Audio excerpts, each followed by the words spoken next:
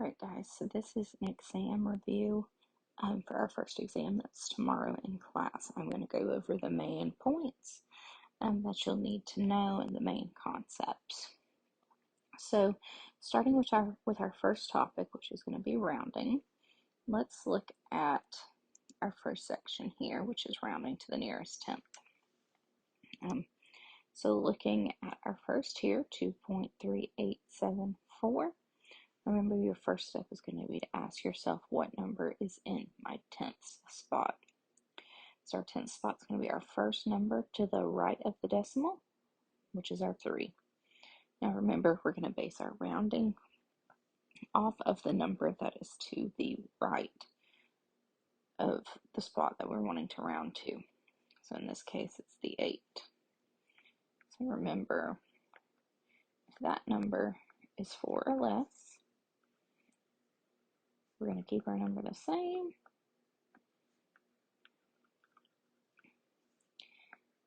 And drop everything else.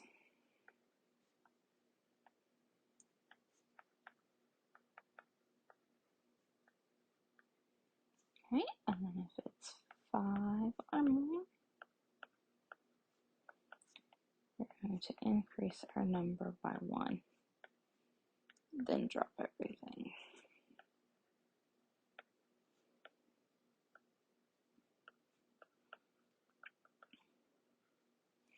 Alright, so 8 falls into our 5 or more category, which is going to make our 3 go up to a 4, and we're going to drop everything else.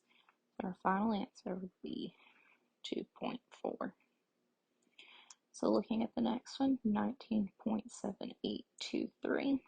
Again, same process. We're going to ask ourselves, what number is in the tenth spot? Which is our 7, because it's the first number to the right of the decimal. Then we're going to base our rounding off the number to the right of that, which is an 8. Again, the 8 falls into our 5 or more category, which is going to make this 7 and 8. And we're going to drop everything else, meaning our final answer would be 19.8. Now looking at the next section, we're going to round to the nearest hundredths. So for number 3 here, we have 7.654. Same process as the section above. Ask yourself, what number is in my hundredth spot? Now remember, the hundredth spot is your second number to the right of your decimal, which is our 5. And we're going to base our rounding off of the number to the right of that, which is a 4. So 4 falls into our 4 or less category. So our 5 is going to stay the same. I'm going to drop everything behind it, meaning our final answer would be 7.65. So looking at another example of rounding to the nearest hundredths with number 4 here, we have 78.9832. Same process. Ask yourself, what number is in the hundredth spot? It's our 8. Then we're going to ask ourselves what number we're going to base our rounding off of, which is our number to the right, 3. 3 falls into that same 4 or less category, meaning our 8 is going to stay the same, and we're going to drop everything. And our final answer would be 78.98. So, last section for rounding here, we're going to round to the nearest whole number. So remember this, think of money.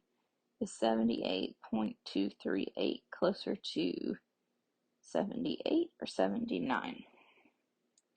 This case is closer to 78.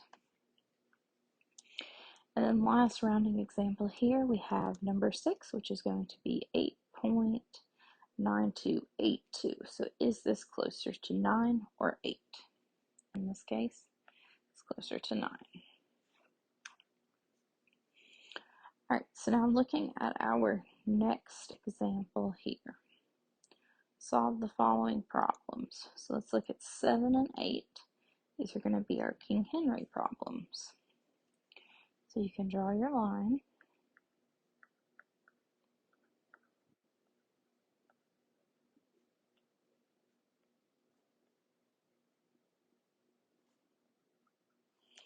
All right, so we have our King Henry line here.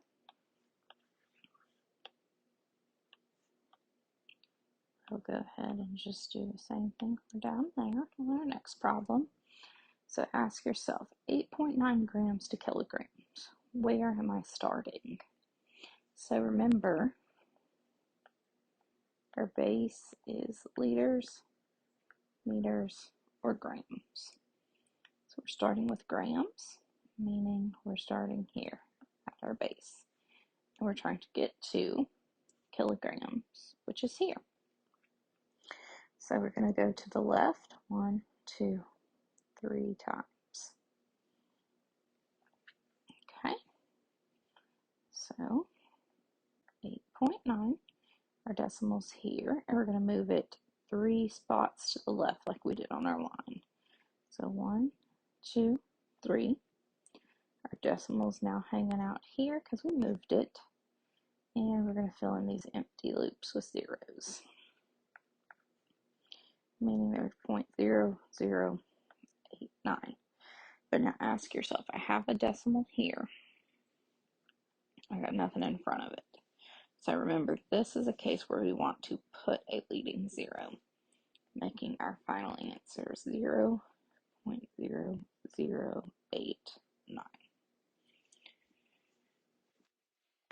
Now looking at the next one, we're going to start with the same process. Where am I starting at? Milligrams. So remember, milligrams is your first M, and we're trying to get to micro. Now, if you're having problems remembering which M is which, remember that the best thing to remember is that this line goes from biggest, which is kilogram, down to smallest, which is your microgram. So just remember that your milligram is bigger than your microgram, and that may be able to help you if you're struggling to remember which M is which. Now we're going to move to the right 1, 2, 3 spots. Remember, we have to count each dot as a spot. So we have 78. Now there's no decimal in this number, so our decimal is going to fall behind our 8 here. And we're just going to go 1, 2, 3 places to the right like we did, which means our decimal moved down here, which means we're at 78,000 for our answer. Now, if you're struggling with the King Henry line and you feel like you do a lot better with the dimensional analysis, you can solve these problems by doing dimensional analysis.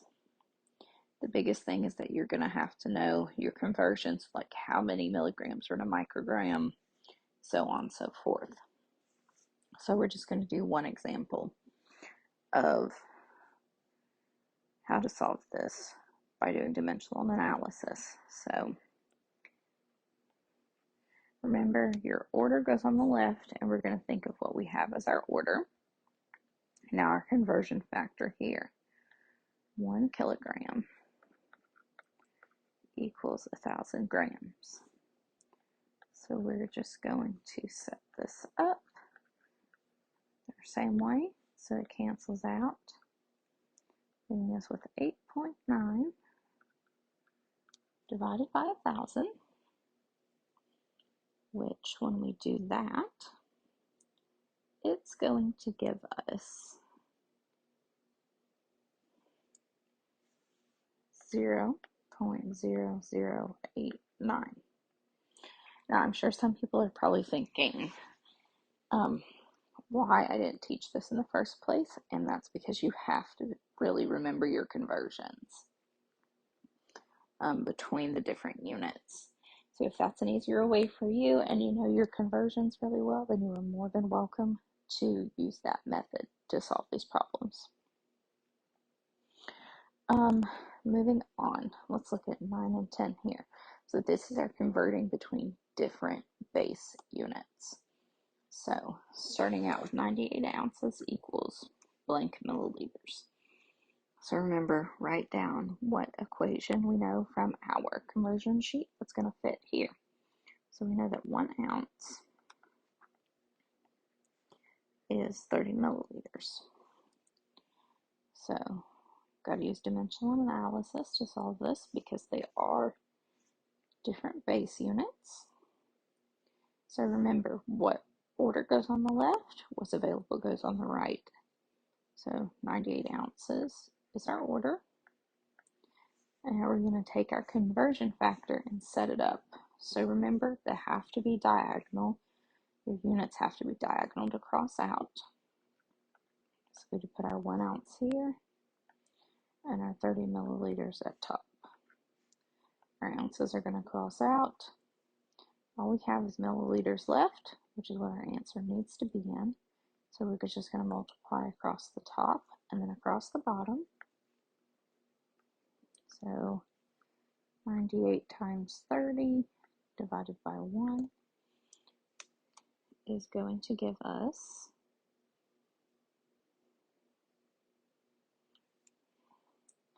2,940 divided by 1, which is going to give us a final answer of 2,940 milliliters. Now, number 10, same thing, different base units, so we have to use dimensional analysis. We know that from our conversion sheet, 1 tablespoon is 15 milliliters. So same thing, start out by drawing our cross. Our order goes on the left, so our 78 tablespoons. Now from our conversion factor that we know, 1 tablespoon is 15 milliliters. Tablespoons we're going to cross out, and we have milliliters left, which is what our answer needs, and then we're going to multiply across the top and the bottom. So 78 times 15 divided by 1 is going to give us 1,170 divided by 1 is 1,170 milliliters. So the biggest thing there is remember that your like units have to be diagonal in order to cross out. Now, looking at converting our weights, we have 78 kilograms equals blank pounds. Well, we know 1 kilogram is going to equal 2.2 pounds. Same process with our dimensional analysis. 78 kilograms on the left, 2.2 pounds in our top right, and 1 kilogram in our bottom right. Kilograms cross out, left with pounds, which is what we need. So we can multiply across the top, then the bottom. 78 times 2.2 divided by 1 is going to give us 171.6 divided by 1, or 171.6 pounds. Alright, so same thing with our next problem. It's all just like rinse, lather, and repeat essentially. Our conversion factor, still need to know the same thing from our sheet. Have our dimensional analysis cross. We have 870 pounds. We have 1 kilogram and 2.2 pounds at the bottom. So pounds cross out. And we have kilograms left, which is what we need. So you can multiply across the top and the bottom. So 870 times 1 divided by 2.2. That gave us 870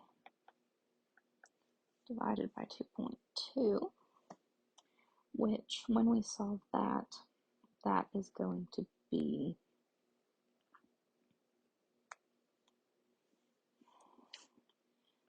395.454545.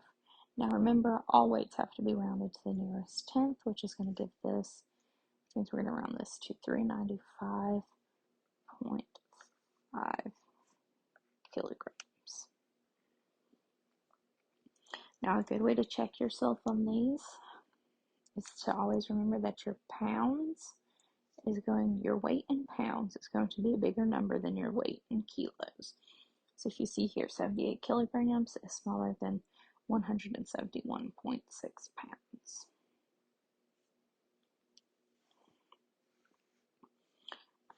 And one last weight example.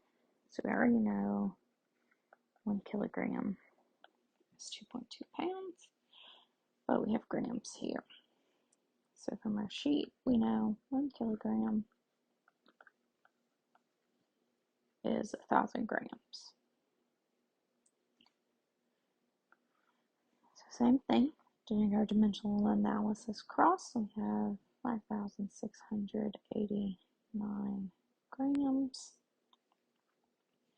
And then we're going to choose this one first because it has something that we can cross out here.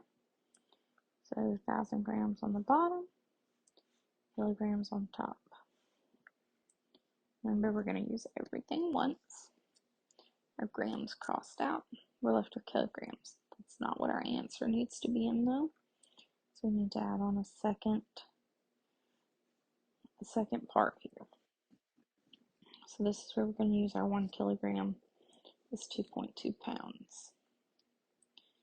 So set it up. So these cross out.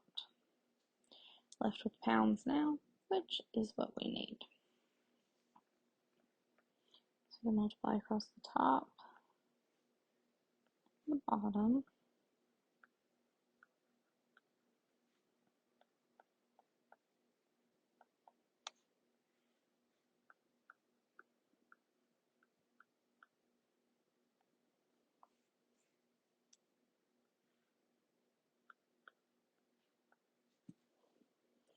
Which is going to end up giving us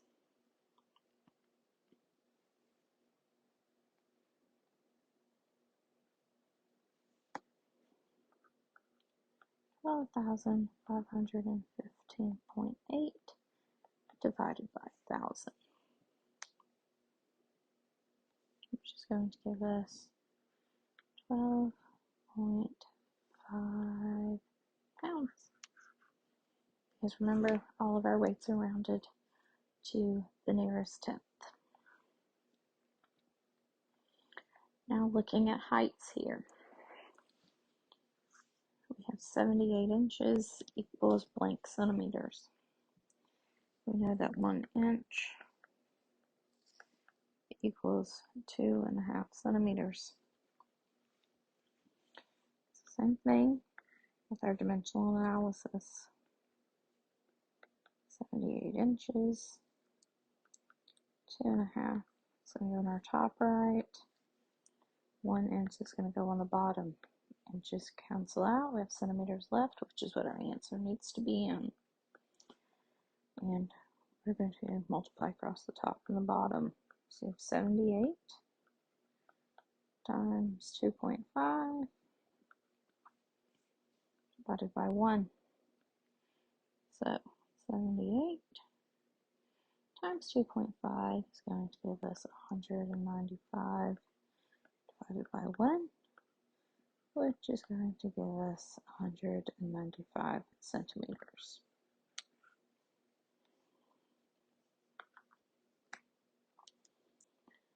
All right, so continuing on to the next problem here.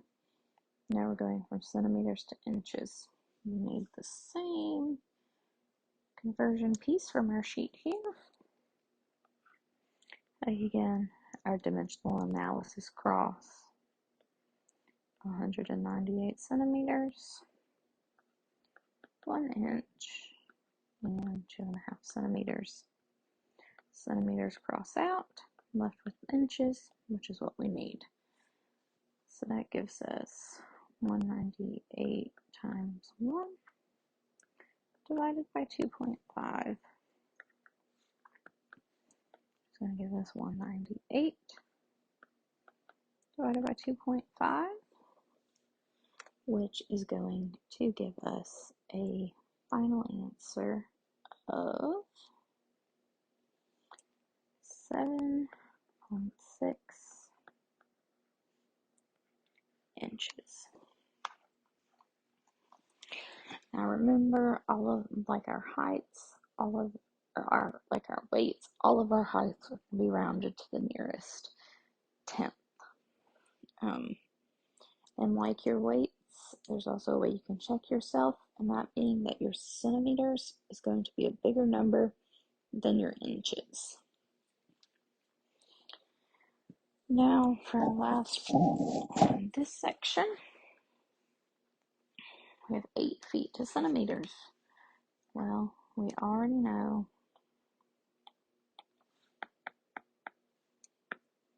that 1 inch is 2.5 centimeters, but we also know that 1 foot is 12 inches. So starting off with our cross here,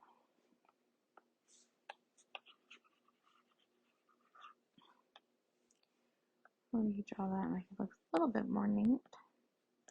We have 8 feet. So we're going to use our 1 foot equals 12 inches here, because then that can give us something to cross out. So our feet cancel out. We're left with inches. That's not what we need though, so we need to go ahead and use our second one here.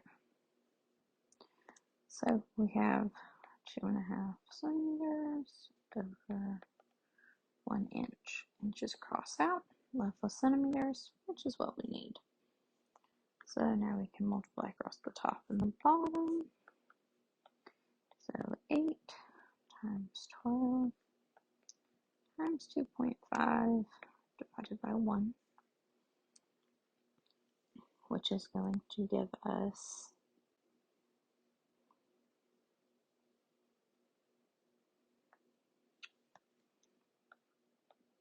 240 divided by 1 for a final answer of 240 centimeters. All right, so moving on to our next to last topic here, we have our temperatures. So remember, you're going to use the formula that has something that you can already plug into it. So Fahrenheit to Celsius, we're going to use Fahrenheit minus 32 divided by 1.8 because our temperature is in Fahrenheit, so we can plug it in to where our F is. So 89.6 minus 32 divided by 1.8. So remember, we have to do what's in our parentheses first. So 896, 89.6 minus 32 is going to give us 57.6. Divide that by 1.8. It's going to give us a final temperature of 32 degrees Celsius.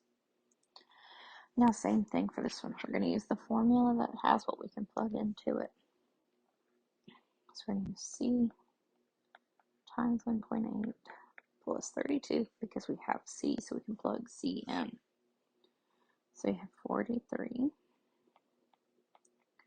times 1.8 plus 32. Remember, same thing. We are going to do what's in our parentheses first. So 43 times 1.8, 77.4 plus 32 is going to give us 109.4 degrees Fahrenheit. Now remember that also all of your temperatures are going to be rounded to the nearest tenth as well. So moving on to our last section is going to be intake and output. Starting with the section that everybody seemed to struggle with the most, or that I got the most questions about. So for these, it's just going to be, you're going to have to read it line by line. So we have TPM going at 75 an hour. Reading through a problem, we don't hear anything else about that, so that is going to be going for an entire shift. And our shift is 12 hours. So next we see we have normal saline, which is our IV infusion, going at 100 at 6. We're going to decrease to 50 at 1. But from 9 to 10, we're going to hold them.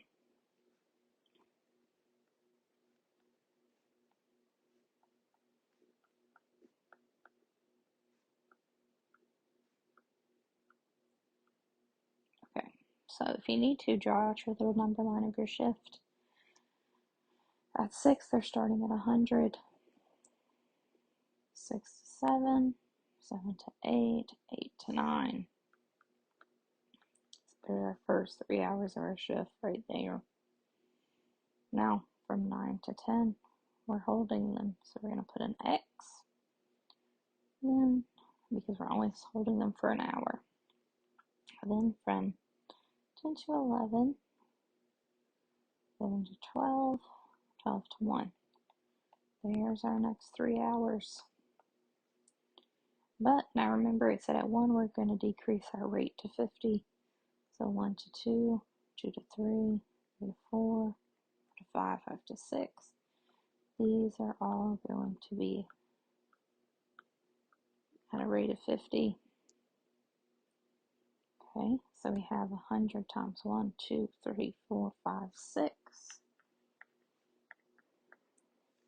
And then 50 for 1, 2, 3, 4, 5.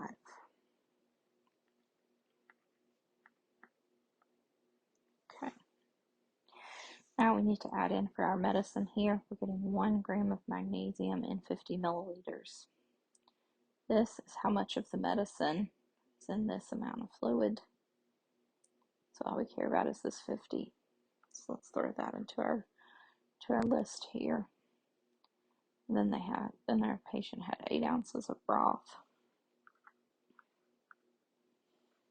So we're going to convert our 8 ounces to 240 milliliters. So now all of our stuff is in milliliters, meaning that we can go ahead and solve it.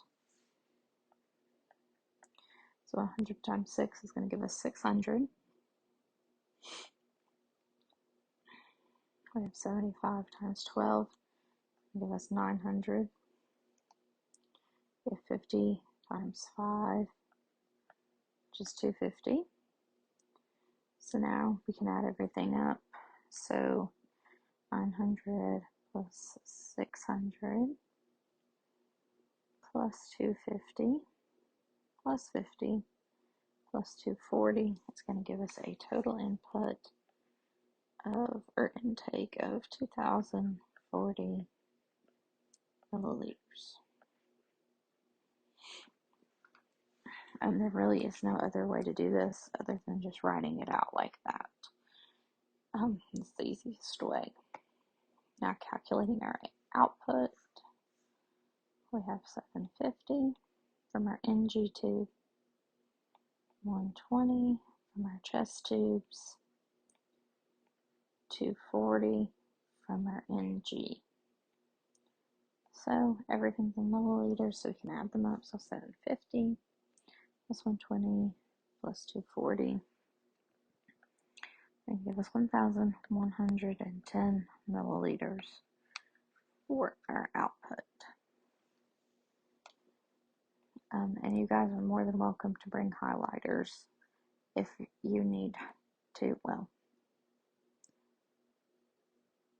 it's on the computer, so you can't highlight, but if it would make it easier, I can print out the intake and output problems if you physically need it on paper, and then you can highlight if that is going to help you. Moving on to the next one. So let's look at our intake for this one. We have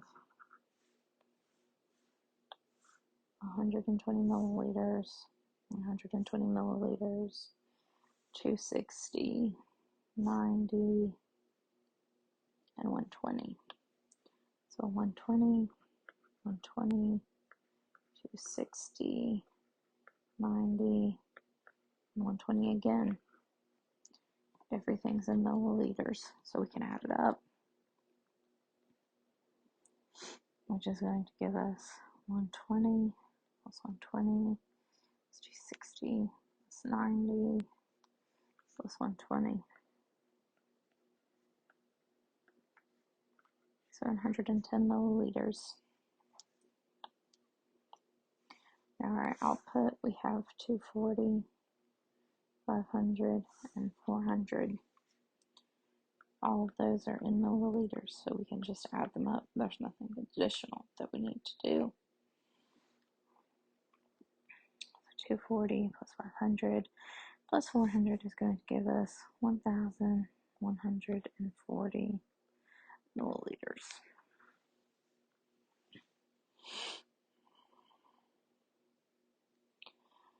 All right, so for this next one, remember that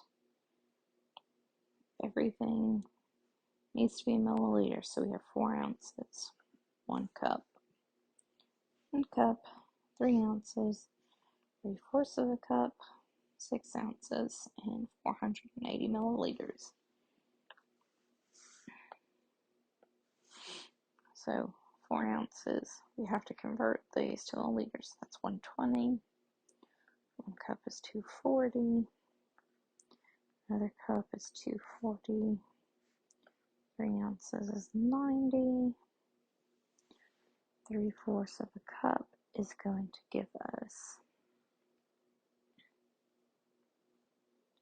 180. We'll have 6 ounces, which is also going to be 180. And then we have 480. So now everything is in milliliters, so we can add it up.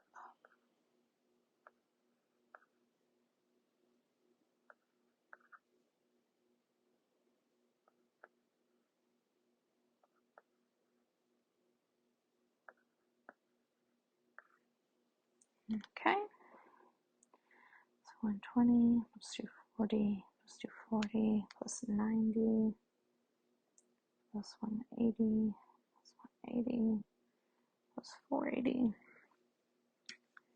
is going to give us 1,530 milliliters. Now for our output, we have 240, 400, and 540.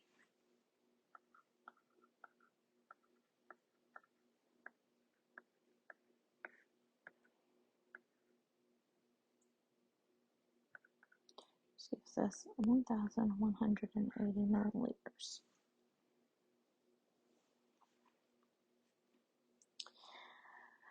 And our last type of intake and output problem that we have here for our examples.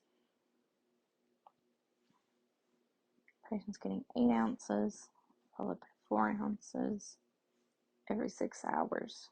And they consume 2 ounces. So first we have to convert these over. 8 ounces is 240, 4 ounces is 120, and 2 ounces is 60. Now, the 240 and the 120, they're getting it on an 8282 schedule. Remember, these are the times that the patient's getting it, so they're getting it at 8 a.m., 2 p.m., 8 p.m., 2 a.m. Your shift's from 6 to 6, so you're only giving it 2 times. So 240 times 2, 120 times 2, then our 60.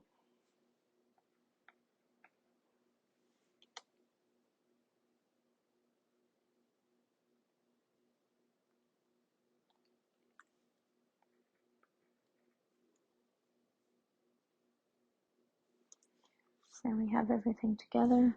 So 480 plus 240 plus 60 is 780 milliliters. For our intake and our output for this problem is super simple because they just emptied the Foley of 800.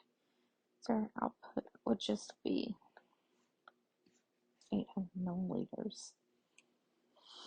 And that's everything that's going to be covered on the test tomorrow. Remember, the test will be 50 questions, and you'll have 2 minutes to finish every problem.